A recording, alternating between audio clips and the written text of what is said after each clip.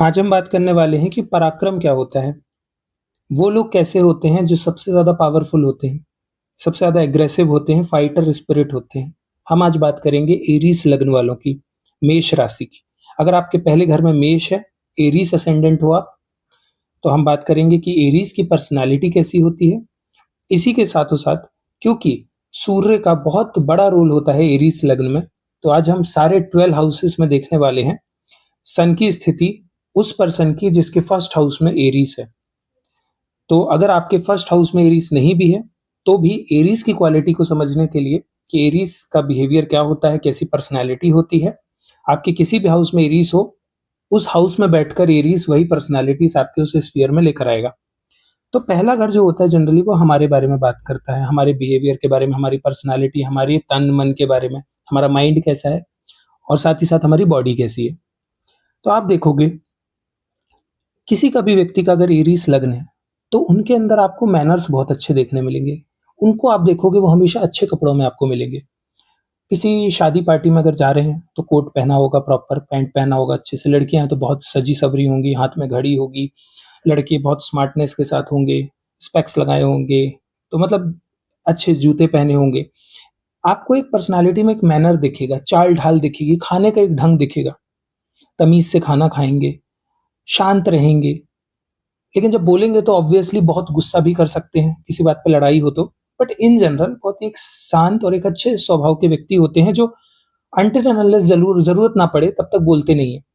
लेकिन जब बोलते हैं तो फिर बहुत ही ज़्यादा कहना चाहिए क्रूर होते हैं, उग्र होते हैं, मतलब बहुत एक्सट्रीम्स पे चले जाने वाले ऐसे व्यक्ति होते हैं। तो आप देखोगे इनका ड्रेसिंग सेंस अच्छा है, हाई मैनर्स होंगे और क्योंकि मार्स की एनर्जी है, तो हमेशा मोटिवेशन और एम्बिशन हाई रहता है। हर काम को करने के लिए अगर बात आती है तो कर देंगे, कोई बड़ी बात नहीं है, डर नहीं है किसी चीज़ का। ये आप देखोगे। इनका एक नेगेटिव पार्ट भी है कि क्योंकि ये एग्रेशन लाता है और एग्रेशन इसलिए आता है क्योंकि मार्स की एनर्जी और क्योंकि मार्स 8th हाउस को रूल करता है और 8th हाउस हमारा क्या होता है? एक्सीडेंट्स का घर होता है। तो इसलिए आप देखोगे बहुत ज़्यादा इंजरीज़ के प्रोन होंगे। तो आपको देखना कभी भी कोई एरीज़ लग्न का व्यक्ति होगा तो बहुत बहुत हाई चांसेस है उसके सर में आपको किसी न किसी चोट का निशान मिलेगा या हेड में इंजरीज़ लगती रही होंगी बचपन में। एग्रेशन की वजह से इसलिए हेड इंजरीज़ भी होती हैं और बहुत खतरनाक तरीके से एक्सीडेंट भी होने का चांस रहता है इन लोगों को, तो इनको थोड़ा सँभल के गाड़ी चलानी चाहिए। इसके अलावा ओवरथिंकिंग क्योंकि एरीज़ का अगर आप ध्यान से पिक्चर भी देखोगे ना तो आप पाओगे वो हेड को ही रिप्रेज़ेंट कर रहे हैं, तो एरीज़ हमारा सर है। ओवरथिंकिंग सबसे बड़ी प्रॉब्लम है। 10 सेकंड में 10,000 सिनेरियोज़ को सोच लेना। अगर कोई खतरा आने वाला है, तो कैसे इससे बचा जाए उसके हज़ारों तरीके से सोचने की कोशिश करना।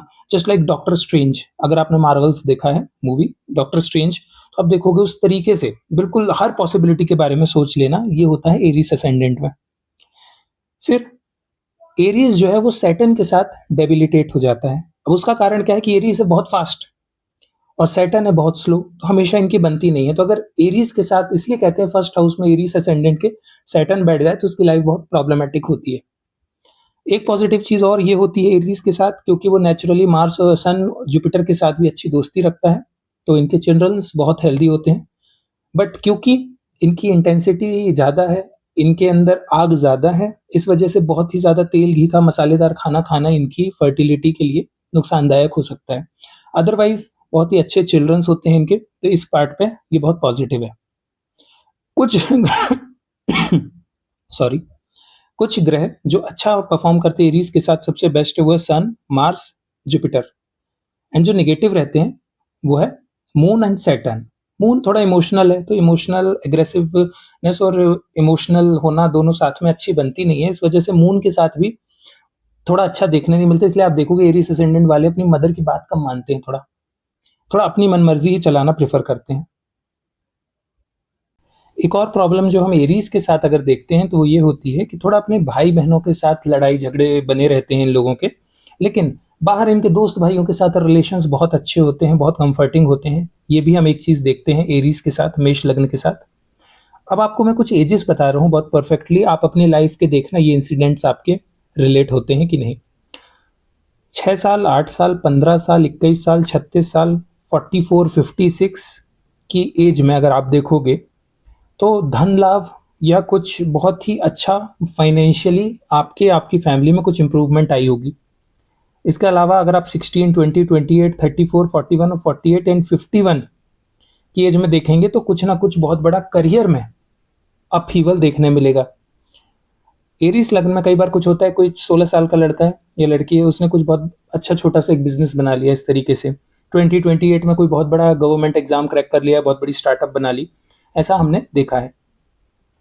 अब हम इसके बाद बात करेंगे सन का रिलेशन कि मेष एरीज असेंडेंट में फर्स्ट हाउस में एरीज है और सन पूरे 12 घरों में कैसा रिजल्ट देता है वो मैं आपको बताता हूं। तो देखिए, अगर पहले घर में मेष के साथ ही सूर्य बैठ जाए तो ये सबसे अच्छा होता है, क्योंकि ये मित्र हैं, ये फ्रेंड ग्रह हैं। एरीज है Mars and sun is also a friend of Mars. तो क्या होगा ऐसी स्थिति में, जो पर्सन होता है वो बहुत ही ज़्यादा कहना चाहिए साहसी होता है, पराक्रमी होता है, एम्बिशियस होता है, हेल्दी होता है, अच्छी हेल्थ हाइट बॉडी अच्छी होती है, स्वाभिमानी भी होता है, ईगो ड्रिवन होता है क्योंकि सन तो ईगो को लाता ही है, और गुणी और विद्वान व्यक्ति होता है, पढ़ा लिखा, समझदारी होती है उसके अंदर, अपनी रिस्पॉन्सिबिलिटीज़ को समझते हैं, फैमिली रिस्पॉन्सिबिलिटीज़ को समझते हैं, तो एक रिस्पॉन्सिबल व्यक्ति होता है। बहुत हाइयर एम्बिशंस होते हैं, इसलिए आप देखोगे बहुत बड़ी आईएएस बनना है, आईपीएस बनना है, इस तरह की चीज़ें भी एरीज असेंडेंट में देखने जाती है। व्यवहार कुशल होते हैं अंटिल अनलेस कोई इनको परेशान ना करे, सदाचारी हैं, लोगों के साथ अच्छा भलाई करने पे बिलीव करते हैं। ओके, तो इस तरीके की चीज़ें भी देखी जाती हैं। अगर आप मेल हैं तो आपकी जो वाइफ मिलेंगी एक अच्छी कंपेनियन की तरह आपको मिलती हैं, तो लव लाइफ एक अच्छी तरीके से ही चलती है ऐसे व्यक्ति की। थोड़ा बहुत ईगो इश्यूज आते रहते हैं क्योंकि सन फर्स्ट हाउस में बैठा है तो वो ईगो को ड्रिवन करता है, तो आप डोमिनेशन बिहेवियर रखते हैं, एक ये चीज़ होती है। ठीक है, अब हम आते हैं सेकेंड हाउस में। अगर सेकेंड हाउस में एरीज असेंडेंट में सन बैठता है तो थोड़ा से हमें इकोनॉमिक क्राइसिस देखने मिल सकते हैं, जॉब जा सकती है, इस तरह के इश्यूज देखने मिलते हैं, थोड़ा सा बच्चों को लेकर कठिनाइयाँ आती हैं। ठीक है, लाइफ बहुत लंबी रहती है और सडन वेल्थ आने के चांसेस हाई रहते हैं ऐसे असेंडेंट के साथ। इसके बाद अगर मैं बात करूं कि तीसरे घर में अगर सूर्य बैठ जाए एरीस में, एरीस असेंडेंट के व्यक्ति में, तो वो व्यक्ति बहुत ही ज़्यादा परिश्रम करने वाला होगा, हार्डवर्क बहुत करेगा, उसके भाई बहनों के साथ उसके रिलेशन यहाँ पर अच्छे रहेंगे। ठीक, बहुत अच्छे शुभ कार्यों में आगे होगा, जैसे धार्मिक कार्य हो रहे हैं, मान लो कहीं पर अगर कोई इवेंट करना है, सोशल गैदरिंग करना है, कुछ भजन करना है, रामायण करनी है, तो वहाँ जाकर के ये जाकर के हेल्प करेंगे, हाथ बटाएंगे। ठीक है, बहुत ही ज़्यादा तेजस्वी होंगे, इनके भाई बहन भी बहुत पराक्रमी होंगे इनकी तरह, ये देखा गया है। इसके बाद अगर मैं बात करूं चौथे घर में, तो चौथे घर में अगर सूर्य स्थित हो एरीस असेंडेंट के, तो इनके पास आप देखोगे घर होगा, इनको अच्छी अच्छी गाड़ियों का सुख मिलेगा, बाइक होगी, कार होगी, ये खुद ना खरीदे तो भी इनके पास आ जाएगी, बहुत सी गाड़ियों का सुख भोगेंगे, बहुत ही ज़्यादा पढ़े लिखे होंगे और हायर एजुकेशन की तरफ जाएंगे। थोड़ा सा फादर के साथ लड़ाई हो सकती है, उसका कारण ये है कि क्योंकि फोर्थ हाउस जो होता है वो कहीं ना कहीं हमारी थोड़ा फैमिली को रिप्रेजेंट करता है, हमारी इमोशनल रिलेशन हमारी फैमिली के साथ, तो सूर्य का वहाँ बैठना थोड़ा ईगो को लेकर आता है, जिसकी वजह से पिता के साथ, मदर के साथ कई बार विवाद हो सकता है।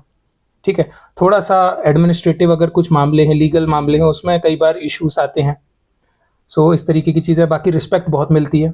इसके बाद मैं बात करूं अगर फिफ्थ हाउस में आपके सूर्य बैठ जाता है तो क्या होता है, आप बहुत ही ज़्यादा पढ़े लिखे होंगे, हायर एजुकेशन पे जाएंगे, बच्चे अच्छे होंगे, बच्चों का सुख मिलेगा। इसके अलावा आप देखेंगे कि जो आपकी इनकम है वो थोड़ा सी मतलब बहुत मीडियोकर होगी, बहुत हाई इनकम पे आप नहीं जा रहे होंगे, बट हाँ ऑब्वियसली इसके लिए हमें और भी प्लेसमेंट्स देखनी होती हैं, बट एक जनरल यही आता है। और थोड़ा सा लैंग्वेज जो है वो खराब होती है ऐसे व्यक्ति की, जब सूर्य फिफ्थ हाउस में बैठता है एरीस असेंडेंट में, बहुत अहंकार भरी बात होगी, लोगों को चुभ जाएगी आपकी बात।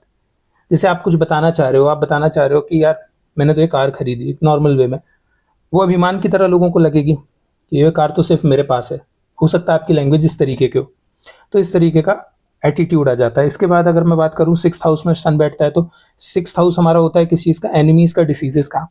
सो सन अगर यहाँ बैठा है तो सूर्य सबको जला देता है, एनिमीज ऐसे व्यक्ति का कुछ नहीं बिगाड़ पाते, क्लियर कट बात है। आप इवन इंडिया में नहीं, फॉरेन में, मतलब पूरी दुनिया में कहीं ना कहीं आप फेमस होने का पोटेंशियल रखते हैं, क्योंकि सारे शत्रुओं पे विजय प्राप्त कर लेते हो। थोड़ा सा आपके बच्चों के साथ हो सकता है आपकी ना बने फ्यूचर में। इसके बाद अगर मैं बात करूँ सेवंथ हाउस में सन बैठ जाता है, तो ऐसा व्यक्ति बहुत स्वाभिमान होता है। ठीक है, और ऐसे व्यक्ति को अगर आप ध्यान से देखोगे ना, तो आप देखोगे कि लव लाइफ में थोड़ा ईगो इश्यूज हो जाते हैं ऐसे व्यक्ति के साथ।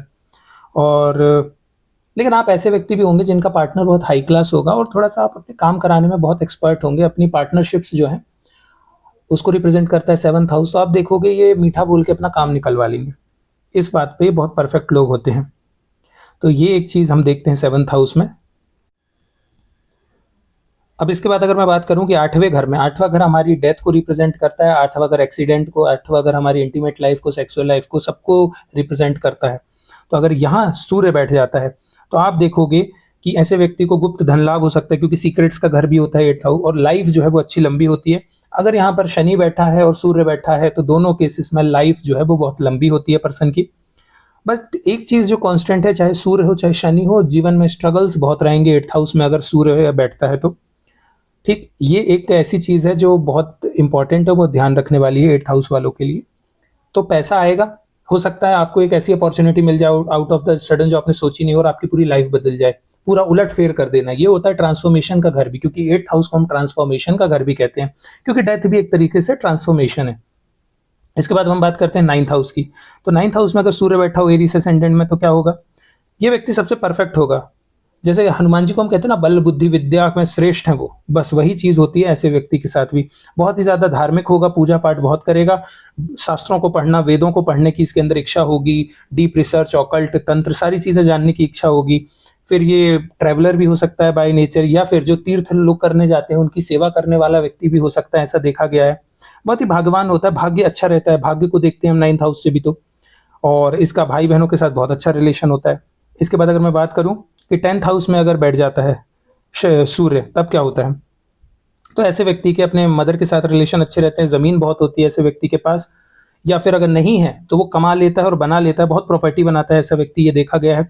करियर वाइज बहुत अच्छा रहता है और एडमिनिस्ट्रेटिव जॉब्स में जाने का पोटेंशियल हाई रहता है। बट वही है, पिता के साथ थोड़ा ईगो ड्रिवन इश्यूज रहते हैं, और इसको कोई फॉरेन लैंग्वेज आती होगी, हो सकता है ऐसा व्यक्ति हो। इसके बाद बात करते हैं हमारे वेल्थ के घर की, 11th हाउस की। तो 11th हाउस में क्या होता है कि जो 11वीं राशि होती है ना, वो शनि की होती है, ये शत्रु की राशि पे बैठा होता है। तो यहाँ पर क्या होता है, पैसा तो बनाता है लेकिन मेहनत ज्यादा करनी पड़ती है, डिलेड हो जाती है शख्स, और गुस्सा बहुत होता है। अगर 11th हाउस में आपके बैठा है सूर्य तो आपको गुस्सा गुस्सा बहुत ज्यादा आएगी, कटुभाषी होंगे आप, बहुत गलत लैंग्वेज में लोगों से बात करेंगे, इस तरीके के इशू भी हमने देखा है यहाँ पे। थोड़ा चतुर होंगे, चालाक होंगे, ये होगा, लेकिन इमोशनल हो जाएंगे, ईगो की वजह से चीजें खराब कर लेंगे, ये देखा गया है। इसके बाद हम बात करते हैं लास्ट हाउस की, इसमें 12th हाउस में अगर बैठा हो सूर्य, तब वहां क्या होता है, तो यहाँ पर फ्रेंड राशि है, जुपिटर लॉर्ड है, तो उसकी वजह से क्या होता है, यहाँ पर आपकी जो स्पिरिचुअल लाइफ है वो बहुत अच्छी होती है ऐसे व्यक्ति की। थोड़ा सा बच्चों को लेकर के इश्यूज बने रहते हैं, लेकिन यहाँ पर भी बैठकर आपके जो एनिमीज हैं वो आपका कुछ नहीं बिगाड़ सकते, ये देखा गया है। तो इस तरीके से आज हमने जो बात की है वो बात की है एरीज असेंडेंट पे सूर्य। अगर आप चाहते हो कमेंट करके, तो एरीज लग्न में ही बाकी सारे ग्रह भी, चंद्रमा, जुपिटर, सैटर्न, सब पे मैं वीडियोस बनाऊंगा, लेकिन उसके लिए आप कमेंट कीजिए। और इसी तरीके से हर एक एक राशि को मैं उठाऊंगा, लिब्रा पे, विर्गो पे, हर एक पे, कैप्रिकॉर्न पे, सब पे मैं वीडियोस बनाऊंगा। लेकिन आप कमेंट करके बोलिए आप नेक्स्ट वीडियो किस पे चाहते हैं, तो फिर हम उस टॉपिक पे बनाएंगे। और अगर आपको कंसल्टेशन चाहिए एस्ट्रोलॉजिकली कोई भी, तो आप जा सकते हैं डिस्क्रिप्शन से, मेरे इंस्टाग्राम को फॉलो कर सकते हो, और इंस्टाग्राम पे आप मेरे से मैसेज करके पूछ सकते हैं। तो आज की वीडियो के लिए इतना ही, मिलते हैं नेक्स्ट वीडियो में।